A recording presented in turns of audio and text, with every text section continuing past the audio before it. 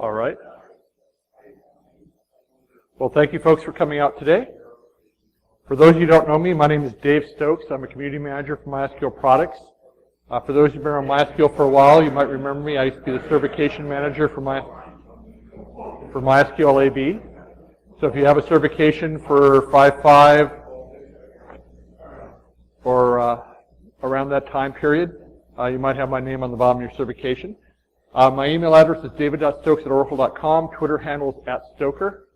Have the slides up as of today at slideshare.net/DavidMStokes. I have a blog at opensourcedba.wordpress.com. If you have any questions, please blurt them out. You won't throw me off. I used to be a stand-up comic. I might make a your mama joke, but it won't throw me off. And I'd rather you interrupt me and get your question answered than have you take it home and let it boil for a long time. So, what are we talking about today? Well, MySQL 5.7 came out in October, and we made a lot of security changes, and they've been impacting people in a lot of different ways. How many folks here are database administrators or have to deal with keeping the database safe? Okay. Basically, I'm going to talk about the main overviews. I can dig into each one of these features for about a 3-hour talk each, which would bore you to death, but let's get started. Before you ever upgrade MySQL, do yourself a favor and do a backup. Read the release notes, because we do put hints in there about things that have changed and what will bite you in the butt. Double check your hardware status. I can stroll this way, it's better. Recently I had a customer down the street come to me, complain the database is running slow, walked in their computer room, the RAID array had all the lights flashing, they were losing 2 disks at the same time, but it wasn't the RAID array that was the problem, it was the database was slow. So make sure you're diagnosing all your hardware, make sure everything's working great for you. Make sure there's no bad memory, make sure you're ready to go, make sure you have plenty of time. Practice on an old machine, do some more backups, and then start the upgrade. So, for those of you who aren't DB folks, but you're security folks, MySQL is kind of a hard target to hit for security. All databases are. They're designed to get data in and out. They're not really designed to be secure, so there's a lot of loopholes. In general, for us, it's usually authentication. I'll talk about that a little bit, and privileges. Usually people are too generous giving away privileges, and that ends up biting you in the rear. Also, if you are doing secure connections like SSL, there's some hoops to jump through to make sure that you get all the authentication you want.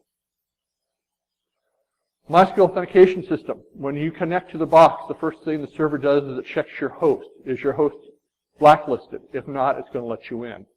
And then it's going to look at a hash of the username and password. It's not exactly rigorous there. So if the host is okay and there's a good username, it will let you in. It's very permissive. It may not be the same account. Years ago, I found this out because a boss of mine was doing the year-end reviews for all employees and didn't know that he had different permissions at home than he had at work. So I essentially had him locked out of stuff that he thought he should have permission to. Fortunately, my predecessors had set it up so that Bob at 10.10 wildcard was not the same as Bob at the company name. Unfortunately, to get through this, you have to hand audit, which is a good practice anyway every so often. By the way, if you've never hand audited something that you think is secure and has been great for a long time, whether it's a database or not, it can be frightening what you'll find in there. Privileges. In the database arena, normally you have to have privileges to do things. Privileges to read, that's called a select privilege. Update privileges to change stuff. Delete privileges. Packages like PHP admin, which is a very popular piece of software for MySQL administration, used to give all new users, by default, drop privilege. If that doesn't scare you, change the word privilege to baby or laptop. Drop baby, drop laptop. This means people can get rid of your data for you when you don't want them to. So, my best advice is be stingy with privileges. Don't hand them out till you have to. It's easier to apologize than to rebuild your database all the time. Also, I like to recommend, and I'll talk about this a little bit more, use proxy accounts. If you have an accounting department that tends to scale up and scale down with a seasonal flow of business, use a proxy account. Set up one for accounting, and then when you get Bob, Julie, and Matt in for the accounting seasonal work, you just proxy over to the accounting account, and you don't have to set up individual accounts for all these folks. Okay, 5.7 came out last October. MySQL has always been kind of nasty, you'll see why, on upgrades. So we made these changes, and for the most part they've been received rather well. We did catch a couple of people short, but I'll show you where the problems are. Best things about 5.7 is better performance. We now have a native JSON data type, parallel replication within a database. By the way, if you don't know, MySQL was taken over by Oracle about 6 years ago. A lot of us originally thought, oh my God, why do they need another database? Oracle has 13 database properties. They came in, took a look at it, and said, hey, you're really good here, but you need some engineering talent out here. Go staff up to ramp this up. We're making money for Oracle. We're hiring. Our development staff is probably 4 times larger than it was 6 years ago. Our QA staff's gone from 1.5 person to about 30 people. We're always looking for talent, so see me afterwards or go to oracle.com and look for the career section. Biggest change is now when you install a fresh installation of MySQL, it forces a root password on you. The other day I did an install and it gave me NLVQ as a password.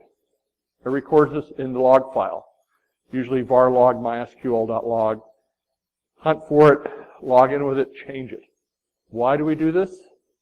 Well, a lot of folks are going to the cloud now, and they ask their cloud provider, hey, spin me up a new database. Well, usually on that type of installation, in the past, we just gave you a root account with no password. So that's like giving liquor and car keys to a 14-year-old boy on a Friday night. Not a good thing. Also, we used to force on you an anonymous account. An anonymous account is an account without a username and without a password. So not only do we give them liquor and car keys, we also give them fireworks and a loaded pistol. With an anonymous account, depending on how the system's set up, you can get in and do all sorts of mischief. But at least you had access to the box. And if you didn't even have explicit permissions to do stuff, you had basically the pathing. You watch people, see what they're doing in the process list, and get your way in there. Also, we used to give you a test database whether you wanted it or not. So with the anonymous account and a test database and some curiosity, a fairly clever hacker could watch what was going on in the system and probably run TCP/IP dump and sniff enough stuff to get dangerous. Well, we no longer do the test account. We no longer do the anonymous account. We're forcing the root password. So things are tightening up a lot. So, as I mentioned earlier during an upgrade or install, we'd wipe out your root password sometimes. Not a good idea. Now, if you are doing an install and you don't want a random password, you put in the option --unsecure, and it creates a root account without a password. So if you're used to things before 5.7, you want it to work the same way in your scripts, --unsecure. Usernames. It used to be up to 16 characters. That was good 20 years ago when we started out. Usernames now have gotten longer. Right now we support 32 characters long. We had a lot of customers saying, hey, we're now using corporate forced identities that are longer than 16. Please increase that. Also, we added the if not exists on the create user statement. So if you are doing things like running MySQL dump or other program and saving off the user files and bringing things back, that helps. This also is very helpful if you are transferring stuff from, say, like a production environment to a test environment or vice versa, and you want to bring over users. This lets you keep you from wiping out the old version, because it used to be it was real pain in the butt to copy things over. Also, we have a new alter user command, or expanded alter user command. With all security features you'll see later, we had to come up with a way to be able to access that. The alter user foo at localhost account lock is a way to lock up someone's account. If you have someone that leaves or someone gets injured and you want to keep that account from getting used, put that on there. If you have new users you have to set up accounts for, but you don't want them having access so you can train them, that's a great way of doing it. Used to be you used to do all sorts of nasty tricks to get in there. Used to have people who put asterisks behind usernames using VI. Not really a great practice, but that's something they can do. Also, if you have everything sealed up and you're not worried about outside threats, you always have threats inside sniffing your data. Now, we support SSL and TLS with OpenSSL and YASL. We're in the midst of changing this, so if you have any feedback, let me know. We use OpenSSL with our enterprise product, which is the product you get with a support contract, and we're using YASL with the community version, which is the free to use. By the way, when Oracle took over MySQL, they promised that they would keep supporting an open and free version of MySQL. We're going to keep doing that forever, as long as we can. That responsibility to the European courts ran out in 2015. My bosses say, yeah, we'll keep having a free version of MySQL as long as people want it. For old hands, if you go through the MySQL.user table, you'll see that there's no longer a password column. Why is that? Well, it's no longer just a password. It could be an authentication string. You might be passing a hash. You might be passing some other token. And we changed that to reflect the change. Unfortunately, if you're used to the old way, you have to notice it before you get stuck.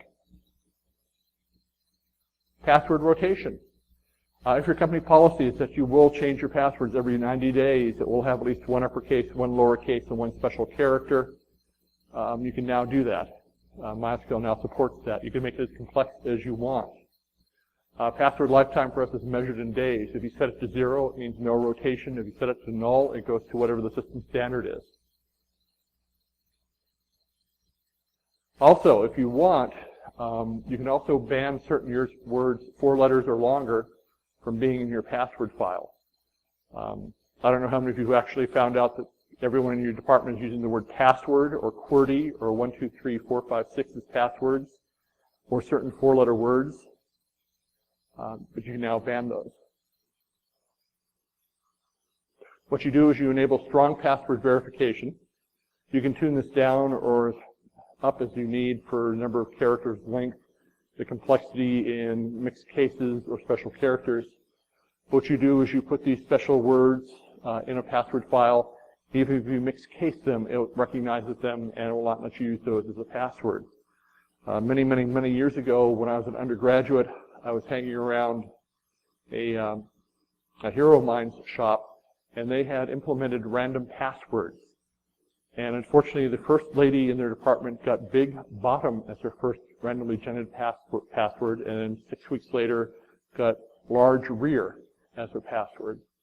And they had to prove with the source code to her and her lawyer that it was randomly generated. Don't put yourself in that sort of position. Also, we support a lot of authentication plugins, and we're coming with more. Like I mentioned, in the old days, we just had passwords. Well, now things are getting more and more complex. We support external authentication. This means you're going to pass it off to something like an LDAP server or a Windows server, or use PAM or Kerberos or something like that. So you're taking your password, and we have the mechanism to push it off to whatever you're doing approval from and getting the approval or the disapproval back. We also have proxy users I mentioned earlier. This lets you set up, as I mentioned in the accounting example, ways to have accounts out there that are kind of like a generic function accounts, but still give people their individual accounts. Here's a list of several of the plugins that we have right now. Native authentication, which matches the password against the says password column. It should say authentication column, or the account row. By the way, the old hash for the pre-4.1 MySQL password has gone away with 5.7. That used to be a way of run some of the hashes against the dictionary and get your way into a server.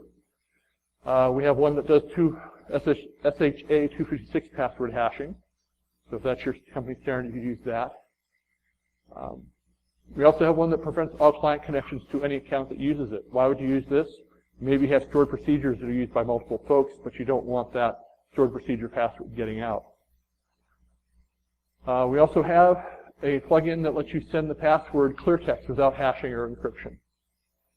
This can be used by other plugins that we haven't written yet, or you might want to write, or are in the thing, and let the client figure out what's going on.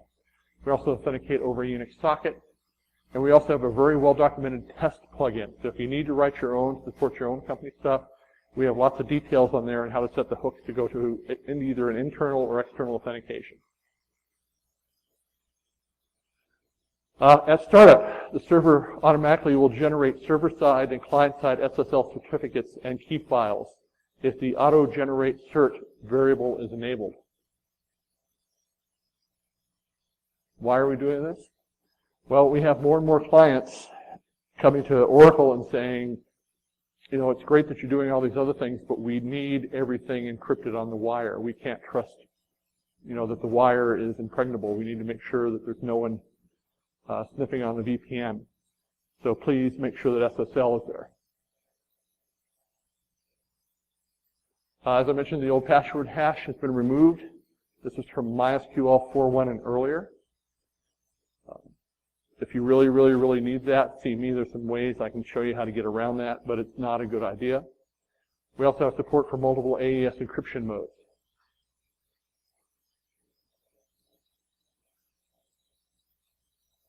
Now, table encryption. In the old days when I used to do PCI work with MySQL 5.0 and 5.1, what I used to do is I used to have this nice little routine to encrypt data and throw it into a blob field in a table. Well, that was good enough 10, 15 years ago. Doesn't quite work now. So we now have at-rest encryption for the NODB table space. By the way, if you're running MyISAM, please come into the 21st century. Convert over to NODB. It's faster in all cases. It's crash resistant, it's ACID compliance, and it's where Oracle's spending its money. MyISAM is 60s technology with a 1970s implementation. Please migrate. Now, our table space encryption uses a two-tier encryption key. It consists of a master encryption key and a table space key. When a table is encrypted, the table space key is encrypted and stored in the table space header. Now, when you want to change that, NODB uses the master encryption key to decrypt the table space key. The encrypted version of the table space key never changes, but the master encryption key may be changed as required. We're using Oracle's key encryption software that they've been using with the Oracle databases for 10, 15 years. It's very stable, very rugged, and yes, you got to pay for it. One of our competitors has a version of table space encryption that's one-layer encryption that was written by some guys at Google who handed off the code to them and ran away quickly. They also will charge you for the management software. If you want to run this table space and you're not good at writing your own management software, you're going to have to pay for it. Right now, there is no open source key management software out there. If anyone knows of any, please let me know. And that is the hard part of the equation. Okay, bonus round for the security folks. If you have a database around, make sure there's multiple folks that know how to restore the data. Restore an entire database, restore a table, or restore a line. We have some tools, like in the MySQL utilities, MySQL DB diff. They'll actually let you see line-by-line differences in tables and be able to generate stuff that will update the information between servers if they're out of whack. Also, tune the most frequently run queries. They will save you the most overrun time. If you run something 10,000 times an hour and you shave a tenth of the time off, it'll save you much more time than the job that runs once a month and runs for 4 or 5 hours. Also, your DBA is worried about disk reads. Reading off a disk is 100,000 times slower than reading out of memory. So if this gentleman here could click his fingers once a second for 100,000 seconds, we can come back in the middle of next month on Tuesday and watch him through the afternoon finish up. So, yeah. It'll be very exciting for you when the fingers start falling off. So, database security is not one size fits all. Database administrators, good ones, are paranoid. Good security folks are paranoid. What will go wrong will often go wrong at the most spectacular time to do it. So make sure you have backups, make sure people know how to do stuff. The other thing I run into is people say, oh, I read that Google does this, or Facebook does that. And they say, I want my company to be like Facebook, I want my company to be like Google, so therefore I'm going to do what they do. It does not work, folks.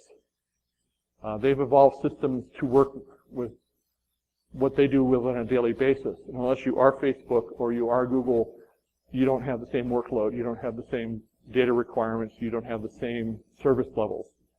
So don't see that, oh, someone's doing something, I need to do exactly what they're doing. It's good to look at it and copy what they're doing if it fits. If not, examine it and keep it in the back of your mind. Well, believe it or not, originally they were wondering if I'd run into a good hour, but I usually like to run things short on the slides and long on the Q&A, because I know that's usually where people have where they want to get their information from. If you want a copy of the slides, slideshare.net/DavidMStokes, or ping me. I'm always on Twitter at Stoker. By the way, if you go back through tweets from 2 years ago, there was a Nicole Kidman movie called Stoker. I had a lot of fun with their executive producer. I just wanted him to offer me even $1 for the Twitter handle, and they wouldn't do it. They were cheap bastards. If you go back and you see something about red-haired nudity 2 years ago, it wasn't me. So what MySQL, what Oracle, what database security questions can I answer for you folks?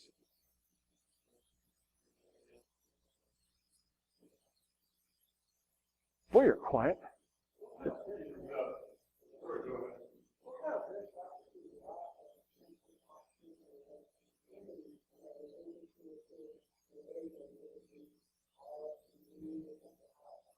The best starting point is Chapter 2 of the MySQL Manual. That's about 40 pages, last time I printed it out, of database security practices.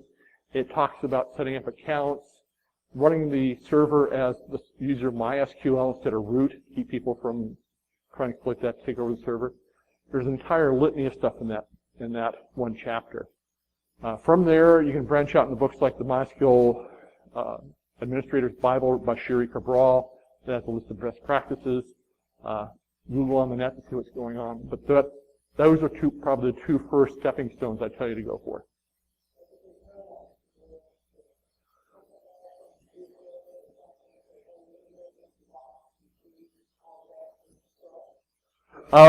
Unfortunately, no. What's real funny is there's a tuning script that was written many, many years ago that's still out on the web that people download, and they're running against a modern version of MySQL. And it gives them all sorts of performance tuning measurements that make absolutely no sense on a modern box. Unfortunately, because it's been out there and it's Googleable, people still use it and then set it up and run their box and then end up wondering, gee, I've got a 16-core box, but it's only running on one core. What's the problem? So I don't know of any scripts like that will tell you how bad you're doing. But the great thing is you're not going to have your database sitting out on the internet unprotected by itself. You're going to have it behind a firewall. So 99% of the script kiddies out there aren't ever going to see your box anyway. So that's a big thing. No. The gentleman who writes the MySQL utilities, which is a bunch of free scripts we have in Python that will let you do things like copy databases, set up replication, do automatic failover and all that. We were talking about trying to do an audit for that, and he said, yeah, well, it works on a box that has 20 users, but when you get to a government site that has 200 or 2,000 users, it's kind of a pain in the butt to do some of those tests. But I'm still nudging him, trying to get him to tackle that. So, yes, sir. Uh-huh.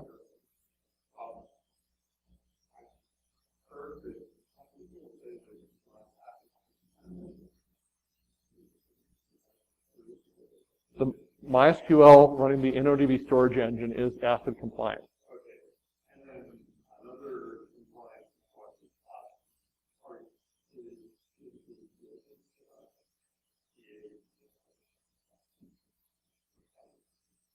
PCI compliant, it depends on the way you implement it. I've gone through 2 PCI audits back with older versions of MySQL.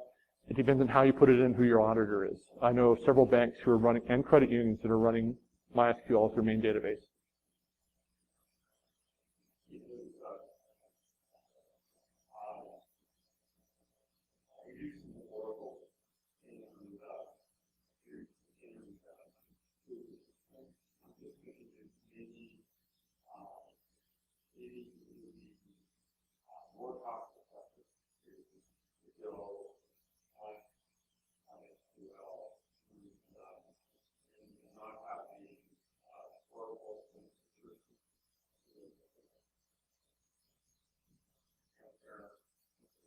Mm-hmm. Yeah. As an Oracle employee and an Oracle stockholder, thank you for using Oracle in our encryption tools. As for ripping out Oracle and throwing in MySQL, it depends on your installation. Usually the database part of it, the actual software, is the real cheap end of the deal. It's the processes and procedures and the policies and getting all that redone usually kills you.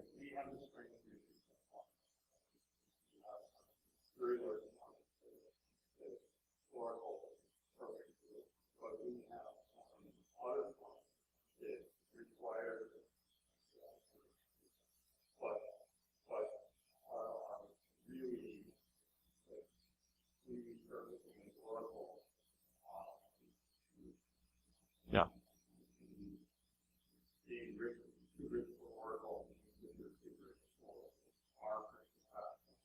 Yeah. The Oracle database server is like having an aircraft carrier, and MySQL is more like having an F-150 pickup truck. If you really need to take 5,000 people across an ocean and generate electricity and have people land on your roof, it's great. If you don't need that, MySQL might be your choice.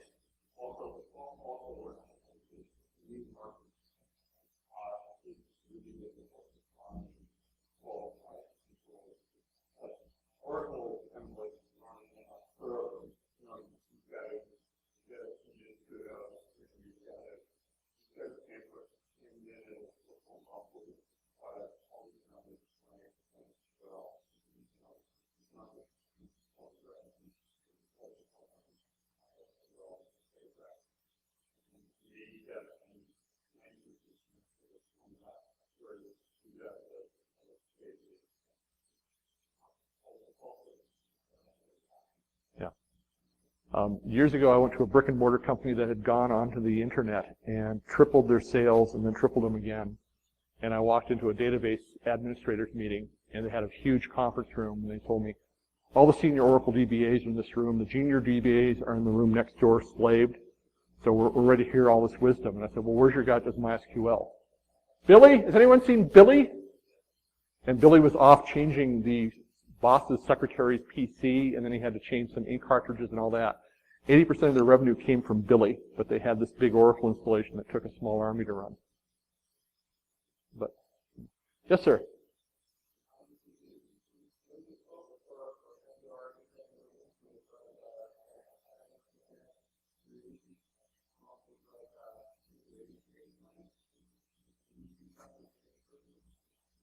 We haven't really come up with a security baseline yet.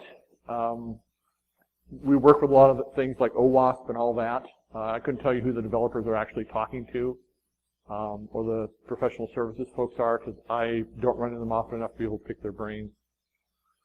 Baselines are kind of hard to set because, once again, it depends more on the business model than the actual implementation.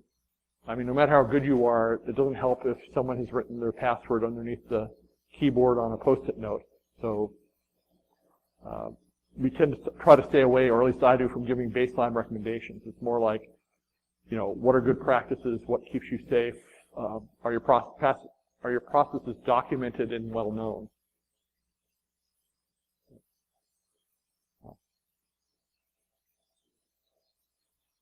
No other questions? No. Well, if that's it, thank you for coming out. Enjoy the show. Make sure you thank these guys in the red shirt, guys and gals in the red shirts. They're doing this because they love you and they're doing it for the community. They're not doing it for the applause, although a fist bump or a handshake would probably help them out. Other than that, thank you very much. If you have any questions, be sure to ping me. And thank you all for coming out.